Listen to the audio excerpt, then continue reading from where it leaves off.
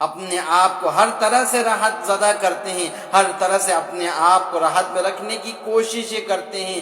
محنت کرتے ہیں، ہر ممکن کوشش میں لگے رہتے ہیں، اپنے آپ کو، اپنے بچوں کو، اپنے بیویوں کو، اپنے گھر کے افراد کو، لیکن ہمیں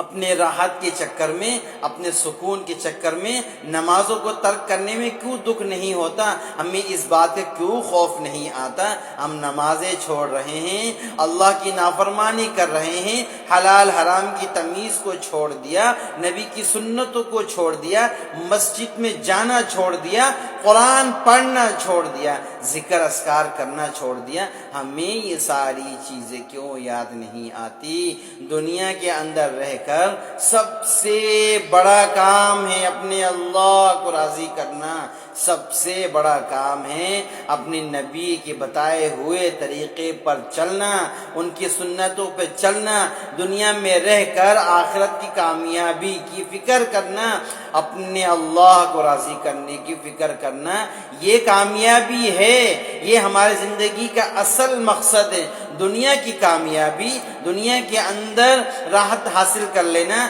دنیا کے اندر تمام اسباب کو حاصل کر لینا، دنیا کے اندر تمام چیزیں حاصل کر لینا، یہ ساری ضرورت ہے، مقصد ہے آخرت کی کامیابی۔ دنیا کی چیزیں، کھانا پینا، گھر، کاروبار، بزنس، یہ ساری چیزیں ضرورت ہے، مقصد ہے اللہ کو راضی کرنا۔ آج تک اگر کسی کا نام باقی ہے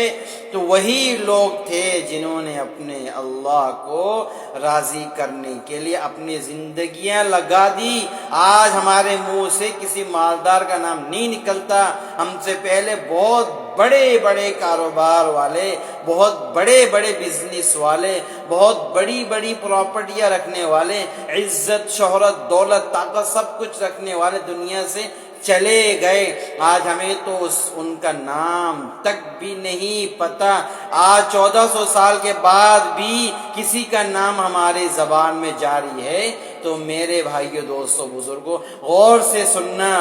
دل کے کان کھول کے سننا، اپنے دل کے اندر بٹھا لینا۔ آج اگر ہمارے زبان پہ کسی کا نام جاری وہ ساری ہے تو نیک لوگوں کا، اللہ والوں کا، جو ایسے تھے جن کے پاس کھانے کے لیے کچھ نہیں، رہنے کے لیے گھر نہیں، پہننے کے لیے کپڑے نہیں، دنیا میں ان کا کوئی نام و نشان نہیں، دنیا میں کوئی جانتا تک بھی نہیں تھا، دنیا والے ان کو عزت دینا، ان سے بات کرنا، ان کے ساتھ بیٹھنا تک پسند نہیں کرتے تھے، لیکن جب وہ دنیا سے چلے گئے، آج ہمارے زبانوں میں ان کا نام جاری ہے۔ ہم اپنے اولاد کا نام بھی انہی صحابہ کے، انہی نیک لوگوں کے نام سے نام رکھتے ہیں۔ کسی دنیا کے طاقتور، فرعون ہو گیا، نمرود ہو گیا، حامان، قارون ہو گیا، کسی بھی طاقتور لوگوں کے نام تک ہم اپنے اولاد کے لیے رکھنا پسند نہیں کرتے۔ یہ ان کی عزت تھی، دنیا سے چلے گئے، ہم نے ان کو دیکھا تک نہیں، لیکن ہمارے دلوں کے اندر ان کے لیے نفرت، بغض، عناد بھرا ہوا ہے، لیکن ہمارے دلوں میں، ہمارے زبانوں میں اگر عزت اور احترام ہے تو نیک لوگوں کے ہیں۔ آج ہم بھی اگر اپنے اللہ کو راضی کر کے جائیں گے تو ہمارے کو بھی اللہ دنیا میں بھی عزت دے گا، مرنے کے بعد بھی عزت دے گا، قبر میں بھی عزت دے گا، قیامت کے دن بھی عزت دے گا، اور عزت کے ساتھ جنت میں بھی داخل کرے گا۔ اگر ہم نے اپنے اللہ کو راضی کرنے کے لیے کچھ نہیں کیا تو دنیا کے اندر بھی عزت نہیں ملے گی، نہیں ملے گی، نہیں ملے گی، نہیں ملے گی۔ یہ میرا اور کسی دانشور کا کہنا نہیں، یہ اللہ کا بار